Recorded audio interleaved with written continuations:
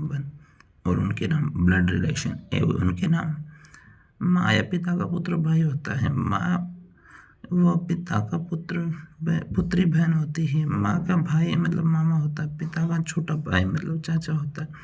पिता का बड़ा भाई मतलब ताऊ होता है। और माँ की बहन मतलब मौसी होती है। पिता की बहन मतलब बुआ।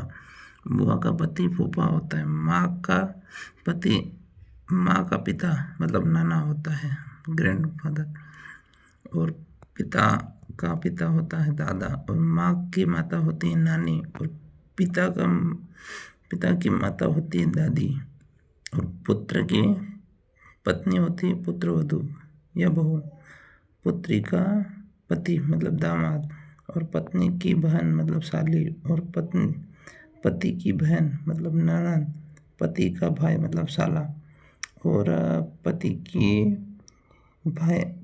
पति का भाई मतलब ज्येष्ठ, बड़ा भाई मतलब ज्येष्ठ होता है। और पति का छोटा भाई मतलब देवर होता है। भाई का पुत्र मतलब भतीजा। और भाई की पुत्री मतलब भतीजी।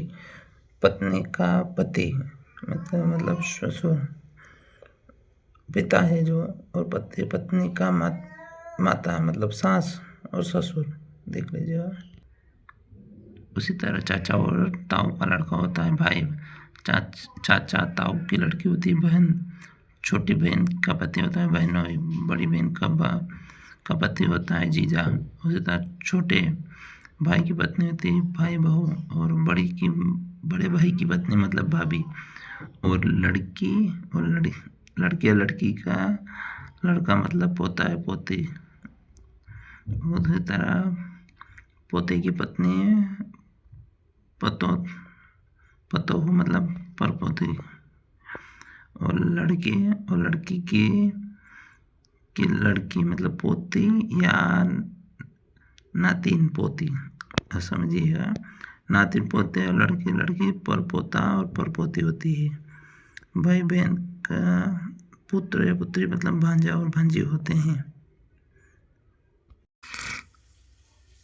यह है माता या पिता का पुत्र मतलब भाई।